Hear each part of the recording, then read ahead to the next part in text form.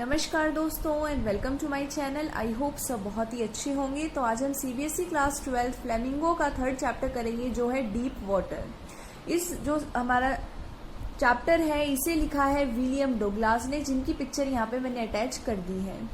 अब यहाँ पे पूरी की पूरी ये जो स्टोरी है इसके अंदर विलियम डोगलास हमें ये बताते हैं कि किस तरीके से उनके अंदर एक फियर, एक डर पैदा हो जाता है पानी से रिलेटेड। जैसे आप देख रहे हो उसके ऊपर इतना सारा पानी ऐसे गिर रहा है और ये कैसे फियर यानी डर के मारे ऐसे झटपटा रहा है। तो उसी तरीके की हालत विलियम डोगलास की किस तरीके से हो गई थी और कैसे उन्होंने फिर ये जो फियर, ये जो डर था, इसको ओवरकम किया। ये पूरा का पूरा इन्होंने बहुत ही अच्छे से और इंटरेस्टिंग वे में इस पूरी स्टोरी के अंदर रिप्रेजेंट किया है।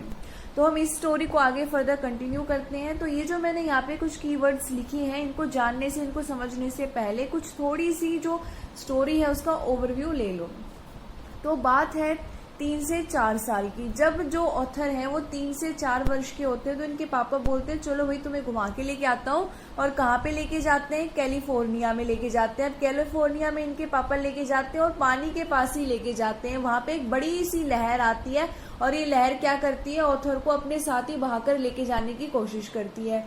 तो इससे क्या होता है, वो बहुत डर जाते हैं। उनके मन में पानी से रिलेटेड एक इमेज बन जाती है कि ये जो लहरें हैं ना, ये बहुत डरावनी होती हैं, बहुत ही ज्यादा स्ट्रांग होती हैं और ये मुझे अपने साथ लेके जा सकती हैं। तो एक कंडीशन तो ये होगी, एक सिचुएशन आप कह सकते हो कि जब वो 3 से 4 साल के थे तो उन्हें वेव से यानी लहरों से डर लगने लगा। फिर ऐसा एक और बार होता है, याकीमा रिवर के अंदर ये जाते हैं और ये काफी ज्यादा डेंजरस होती है। कहाँ पे लेके जाते हैं? याकीमा रिवर के अंदर इनको लेके जाते हैं इनके पेरेंट्स। और ये जो याकीमा रिवर है ये बहुत ज्यादा खतरनाक होती है। इनकी मम्मी भी वार्न करती है कि भाई ज्यादा पानी के पास मत जाना तुम, लेकिन ये सुनते नहीं है और अपने दिमाग के ऊपर इतना वो नहीं रखते कि भाई इसके पास जाना नहीं है। बच्चे तो ऐसे ही होते हैं, जो उनको कहा है कि नहीं करना वो सबसे पहले करते हैं और इसी के दिमाग में उन्होंने नहीं रखा ये खतरनाक है। और उसके बाद क्या होता है, ये डूबते डूबते बचते हैं। तो 2 कंडीशंस ऐसी होगी, सबसे पहली कैलिफोर्निया में, दूसरी याकीमा रिवर में, जिसमें क्या होता है ऑथर के मन में एक डर बैठने लगता है कहीं ना कहीं पानी से रिलेटेड। लेकिन अभी वो जो डर था, फियर था, वो इतना स्ट्रांग नहीं था कि ये स्विमिंग पूल, फिशिंग, बोटिंग ऐसी एक्टिविटीज में पार्टिसिपेट ना करें। तो फिर बात आ जाती है जब ऑथर अब हो जाते हैं 10 या फिर 11 साल के। तो इस एज में क्या होता है, वो YMCA पूल में जाते हैं। यहाँ पे एडवेंचर करने जाते हैं, सोचते हैं मस्त अपना तैर के आऊंगा, स्विमिंग करके आऊंगा, इसीलिए ये इस पूल में चले जाते हैं। अब ये जो होते हैं 10-11 साल के, इस एज में जो बच्चे थे उनके लिए जो स्विमिंग पूल था वो 2 से लेकर के 3 फीट गहरा था। लेकिन दूसरी साइड भी थी स्विमिंग पूल की जिसमें बड़े लोग जाया करते थे और वो 9 फीट डीप था। अब ये तो बच्चे थे तो इनके लिए ये वाला स्विमिंग पूल का हिस्सा बना हुआ था जो 2 से लेकर के 3 फीट का हो।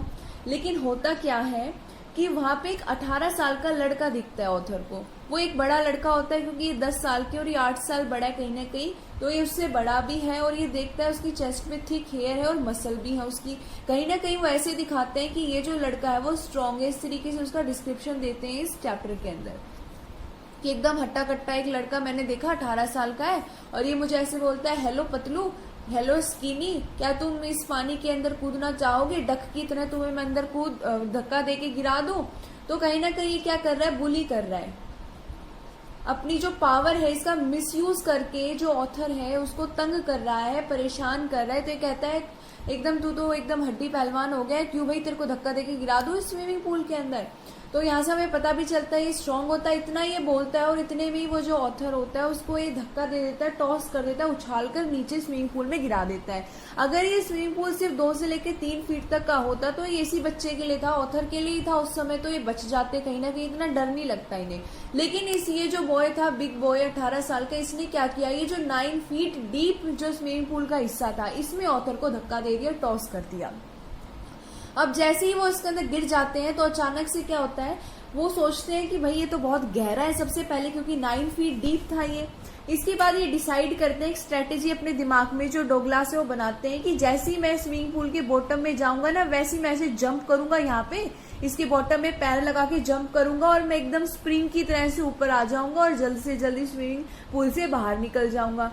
और मैं सरफेस पे आ जाऊंगा। लेकिन जैसे जैसे ये नीचे जाने लगते हैं स्विमिंग पूल में, इनको लगता है कि इनका कंट्रोल इनकी बॉडी से हट गया और कहीं ना कहीं इन्हें लगता है कि बहुत ज्यादा सफोकेशन हो रही है, घुटन सी हो रही है, क्योंकि ये अपनी बॉडी को कंट्रोल नहीं कर पा रहे थे। और साथ ही में इन्हें लगता है कि सारा जो पानी है कितना येलो येलो दिख रहा है, बहुत ही खराब पानी इनको दिखाई देता है, सफोकेशन इनको होने लगता है और कहीं ना कहीं ऐसे लगता है कि जो मेरा लंग्स है उसमें बहुत दर्द हो रहा है मुझे, ऐसा इनको फील होता है। और कहीं ना कहीं इन्हें ऐसा लगता है कि सब कुछ बड़ा ही शांत हो गया है, पीसफुल हो गया और अब मेरे सोने का टाइम आ चुका है। इन्हें लगता है इन्हें ये सो जाएंगे, यानी इनकी बॉडी जो है धीरे धीरे एकदम पीसफुल हो रही थी और कहीं ना कहीं इनका दम भी घुट रहा था, इन्हें सफोकेटेड फील हो रहा था।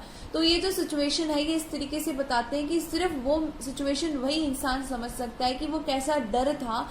हर वो व्यक्ति नहीं समझ सकता इस डर को, लेकिन सिर्फ वही समझ सकता है जिसने ये चीज एक्सपीरियंस की हो। तो उसके लिए इन्होंने स्टेटमेंट दी है, terror that no one can understand who has not experienced. एक ऐसा डर था जो वो नहीं समझ सकता जिसने खुद इसे महसूस ना किया हो।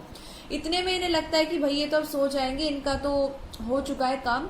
तो इतने में इनकी आंखें खुलती हैं और इन्हें बहुत ज्यादा उल्टी आती हैं। ये अपने पेट के बल लेटे हुए होते हैं और इनकी कानों में कुछ शब्द जाते हैं, द किड नियरली डाइड। जो आसपास के लोग जिन्होंने इसे बचाया होगा वो कहते हैं अरे ये बेचारा बच्चा तो लगभग मर ही गया होता। उसके बाद क्या होता है, एक तो हमने देखा कि बचपन से लेकर अभी तक इनके साथ कुछ ना कुछ ऐसे इंसिडेंट हो ही रहे थे। जब जब ये पानी के पास जाते थे कुछ ना कुछ ऐसा हो रहा था, कभी लहरें आ रही थी, कभी डूबते डूबते बच रहे थे और आज तो ये सच में ही डूबने वाले थे, एकदम सोने वाले थे, क्वाइट पीसफुल हो चुका था सब कुछ। इतने में इनके अंदर क्या होता है, एक डर बैठ जाता है। वो डर कैसा होता है, बहुत स्ट्रांग होता है, जिस डर को ये रेफर करते हैं मिस्टर टेरर के नाम से। अब इस टेरर ने ये इतना बैठ गया कि अब ये पानी के पास जाना इन्होंने छोड़ दिया। जब इनके साथ ऐसा सिचुएशन हुई, ये जल्द से अपने घर में जाते हैं, ठीक से खा नहीं पाते हैं और काफी ज्यादा इनकी जो बॉडी है वो वीक हो जाती है। फिर इनके मन में ये डर बैठ जाता है और इस डर ने सब कुछ खराब कर दिया है। इनकी जिंदगी में बहुत ज्यादा अच्छी अच्छी जो चीजें हैं ये डर की वजह से नहीं कर पा रहे। जैसे ये अपने फ्रेंड्स के साथ किसी एडवेंचर पे नहीं जा पा रहे, किसी बोटिंग ट्रिप पे नहीं जा पा रहे। अगर इनके दोस्त फिशिंग करने जा पा रहे हैं तो लेकिन ये नहीं जा पा रहे। क्यों नहीं जा पा रहे, इस डर की वजह से। ये जो डर इनके अंदर बैठ गया है इसके कारण ना ये कोई चीज इंजॉय कर पा रहे हैं, ना ये स्विमिंग कर पा रहे, ना बोटिंग कर पा रहे, ना फिशिंग कर पा रहे, कोई भी एडवेंचरस चीज अपने दोस्तों के साथ ये नहीं कर पा रहे हैं। तो जब ऐसा ऐसा होता है इसके बाद क्या होता है, ये देखते हैं कि अब बहुत हो गया है, अब मैं इस डर के साथ पूरी जिंदगी नहीं रह सकता हूँ। ये जो डर है ये तो मेरी लाइफ में बहुत ज्यादा यहाँ पे दखल अंदाज कर रहा है, मुझे बार बार परेशान कर रहा है, ना मैं अपनी लाइफ एंजॉय कर पा रहा हूँ, ना मैं कोई चीज सीख पा रहा हूँ। तो ये डिसाइड करते हैं, जो ऑथर है वो ये डिसाइड करते हैं कि अक्टूबर का मंथ आ चुका होता है, वो डिसाइड करते हैं अब इस फियर को खत्म किया जाए, इस डर से मुक्ति पाई जाए। उसके लिए क्या करते हैं, ये अक्टूबर के मंथ में एक इंस्ट्रक्टर को हायर करते हैं जो इन्हें स्विमिंग की प्रैक्टिस देगा। अब ये जो इंस्ट्रक्टर होता है ये कहीं ना कहीं बहुत ही अच्छे से हेल्प करता है इनकी। ये क्या करता है, इनको एक बेल्ट लगा के देता है। अब वो जो बेल्ट होता है इससे ये रस्सी लगी हुई होती है ताकि जो ऑथर है उसे ऐसा लगे कि इनके साथ कोई भी बुरी घटना नहीं होगी। अगर इंस्ट्रक्टर को लगेगा कि इनके साथ कुछ हो रहा है, ऑथर के साथ कुछ हो रहा है, तो वैसे ही वो इंस्ट्रक्टर क्या करेगा, वैसे ही वो इंस्ट्रक्टर उस रोप की हेल्प से उसको खींच लेगा और उसको डूबने से बचा देगा। तो अक्टूबर में इन्होंने इंस्ट्रक्टर को हायर कर लिया जिसने बेल्ट और रोप की हेल्प से इन्हें स्विमिंग की प्रैक्टिस देना स्टार्ट कर दिया। तो ऐसे ही धीरे धीरे करते पीस बाय पीस उन्होंने एक स्विमर को बिल्ड कर दिया। अप्रैल के मंथ में, यानी अक्टूबर में स्टार्ट की थी इन्होंने अपनी ट्रेनिंग और अप्रैल में एक स्विमर बन चुके थे।